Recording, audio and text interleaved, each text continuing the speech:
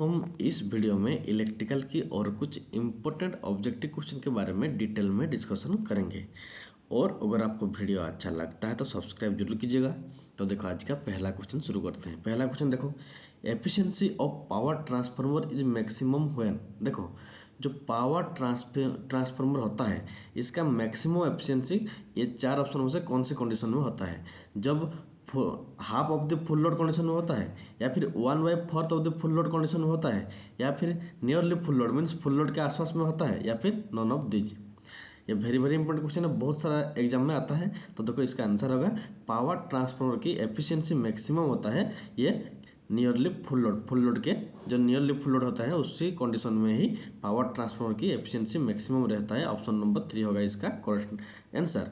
और एक क्वेश्चन आता है जो हमारा डिस्ट्रीब्यूशन ट्रांसफार्मर होता है, डिस्ट्रीब्यूशन ट्रांसफार्मर होता है इसका एफिशिएंसी मैक्सिमम कौन सा कंडीशन में होता है? तो इसका होता है nearly half of the full load. ये भी आपको याद रखना होगा।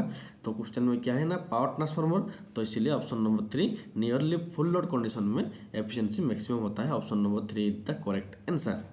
देन देखो next question, secondary winding of which transformer is remain always close. देखो इधर चार ट्रांसफार्मर है, एक पावर ट्रांसफार्मर, दूसरा पोटेंशियल ट्रांसफार्मर, तीसरा करंट ट्रांसफार्मर, चौथा डिस्ट्रीब्यूशन ट्रांसफार्मर।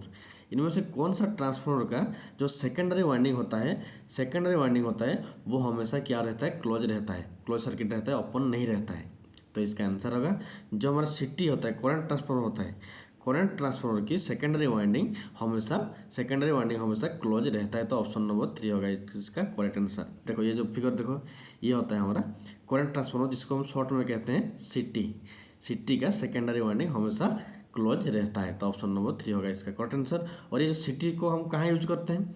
देखो जब हमें कम अमाउंट ऑफ करंट को मेजर करना होता है तब हम एमीटर का यूज करते हैं। हम सब जानते हैं एमीटर को करंट को मेजर करने के लिए यूज करते हैं। लेकिन हमें जब ज़्यादा अमाउंट ऑफ करंट को मेजर करना होता है तब हम सिटी या फिर करंट ट्रांसफार्मर का यूज करते हैं। ऑप्शन नंबर 3 होगा इसका करेक्ट आंसर। ठीक वैसे ही जब हमें कम अमाउंट ऑफ वोल्टेज को मेजर करना होता है तब हम वोल्ट मीटर का यूज करते हैं।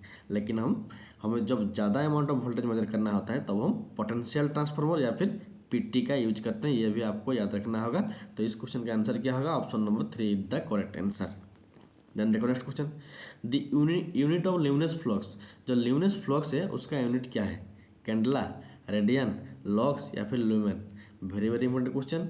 जो ल्यूमिनस फ्लक्स होता है उसका यूनिट क्या होता है? ल्यूमेन होता है। ऑप्शन नंबर 4 होगा इसका करेक्ट आंसर। देन देखो next question, which of the following is an integrated instrument. देखो ये एक है एमीटर, दूसरा है वोल्ट मीटर, वाट मीटर और वाट आवर मीटर, जिसको हम कहते हैं एनर्जी मीटर। ये जो वाट आवर मीटर है इसको हम एनर्जी मीटर भी कहते हैं। तो इनमें से कौन सा मीटर एक इंटीग्रेटेड इंस्ट्रूमेंट है? तो इसका आंसर होगा वाट आवर मीटर, जहाँ पर टाइम होता है। देखो जो एमीटर होता है जितना करंट आता है उसी को ही मेजर करता है। जो वोल्ट मीटर होता है उसमें जितना वोल्टेज आता है उसी को ही मेजर करता है। और जो वाट मीटर होता है वो जितना पावर होता है उसी को ही मेजर करता है। लेकिन जो वाट आवर मीटर होता है वो पावर के साथ साथ टाइम को भी मेजर कैलकुलेशन करता है। तो इसीलिए जो इंटीग्रेटेड इंस्ट्रूमेंट होता है वो हमारा वाट आवर मीटर, जिसको हम एनर्जी मीटर भी कहते हैं। तो ऑप्शन नंबर 4 होगा इसका करेक्ट आंसर। देन देखो next question, the two winding of transformer is connected in. देखो जो ट्रांसफार्मर होता है उसमें दो वाइंडिंग रहता है। देखो ये हमारा एक ट्रांसफार्मर का फिगर है, ये होता है प्राइमरी वाइंडिंग इस साइड का, और इस साइड का होता है सेकेंडरी वाइंडिंग। तो दो वाइंडिंग होता है। क्वेश्चन में है प्राइमरी वाइंडिंग और सेकेंडरी वाइंडिंग आपस में कंडक्टिविटी मतलब कनेक्ट कैसे होता है? प्राइमरी से सेकेंडरी कनेक्ट कैसे होता है? कंडक्टिविटी या फिर इंडक्टिवली या फिर कंडक्टिवली या फिर इंडक्टिवली या फिर इलेक्ट्रिकली या फिर नॉन ऑफ दिस। तो इसका आंसर होगा प्राइमरी वाइंडिंग और सेकेंडरी वाइंडिंग आपस में इंडक्टिवली कनेक्ट होते हैं। ऑप्शन नंबर 2 होगा इसका करेक्ट आंसर। क्योंकि देखो ये होता है प्राइमरी वाइंडिंग का वायर, ये होता है सेकेंडरी वाइंडिंग का वायर। तो प्राइमरी वाइंडिंग से कोई भी वायर सेकेंडरी वाइंडिंग तक नहीं जाता है, तो इसीलिए ना ही कंडक्टिवली होगा ना ही इलेक्ट्रिकली होगा। तो ये सिर्फ होता है इंडक्टिवली। क्यों? क्योंकि प्राइमरी वाइंडिंग का जब करंट फ्लो होने के बाद यहाँ इस कोर में जब फ्लक्स प्रोड्यूस होता है वही फ्लक्स जाता है सेकेंडरी वाइंडिंग को, इसलिए इसको क्या कहते हैं? इंडक्टिवली कहते हैं। ऑप्शन नंबर 2 होगा इसका करेक्ट आंसर।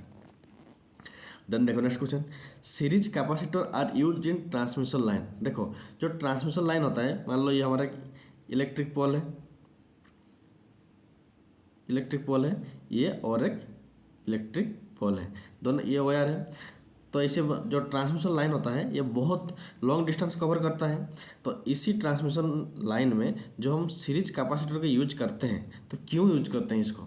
सीरीज ट्रांसमिशन में हम सीरीज कैपेसिटर को पावर फैक्टर इंप्रूव करने के लिए यूज करते हैं, या फिर वोल्टेज ड्रॉप को कॉम्पनसेट करने के लिए यूज करते हैं, या फिर शॉर्ट सर्किट करंट को लिमिट करने के लिए यूज करते हैं, या फिर कोरोना लॉस को कम करने के लिए यूज करते हैं। तो इसका आंसर होगा जो हमारा ट्रांसमिशन लाइन में जो सीरीज कैपेसिटर हम यूज करते हैं उसको हम वोल्टेज कॉम्पनसेट वोल्टेज ड्रॉप के लिए यूज करते हैं। Very very important, option number 2 होगा इसका करेक्ट आंसर।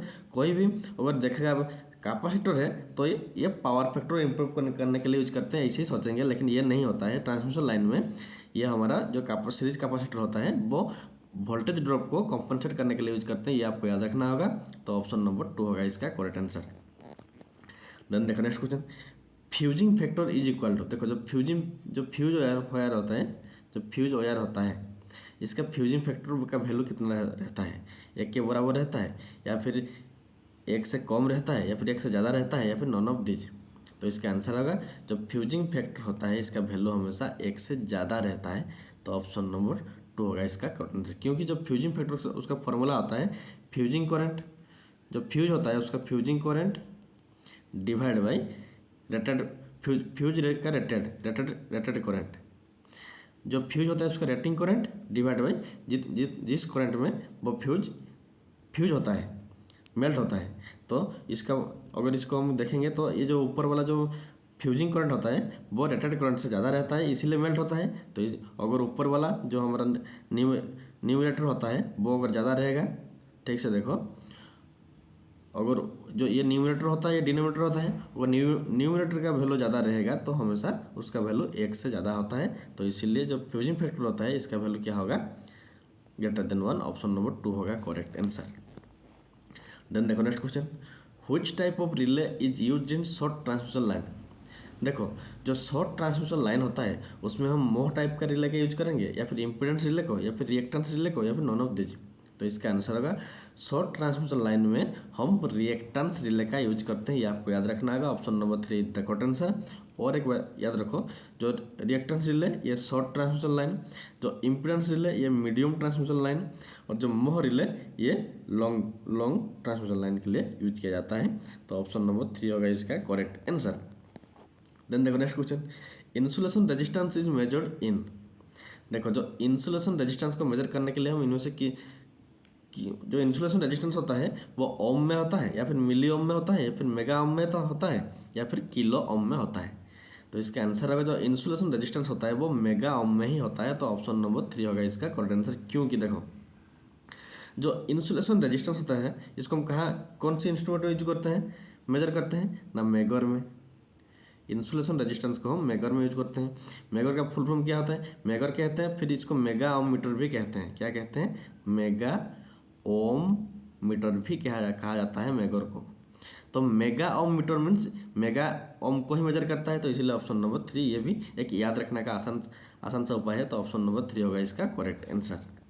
देन देखो next question, voltage range of a solar cell. एक सोलर सेल का वोल्टेज रेंज कितना होता है? एक ही सेल का, मतलब ये जो है इसमें एक ही सेल का वोल्टेज कितना रहता है रेंज? 0.5 वोल्ट, या फिर 1.5 वोल्ट, या फिर 3 वोल्ट, या फिर 12 वोल्ट? तो इसका आंसर होगा एक सोलर सेल का वोल्टेज रेंज 0.5 वोल्ट रहता है। तो ऑप्शन नंबर 1 होगा इसका करेक्ट आंसर। तो आज के लिए इतना ही, थैंक्स फॉर वॉचिंग। और अगर आपको वीडियो अच्छा लगता है तो सब्सक्राइब जरूर कीजिएगा।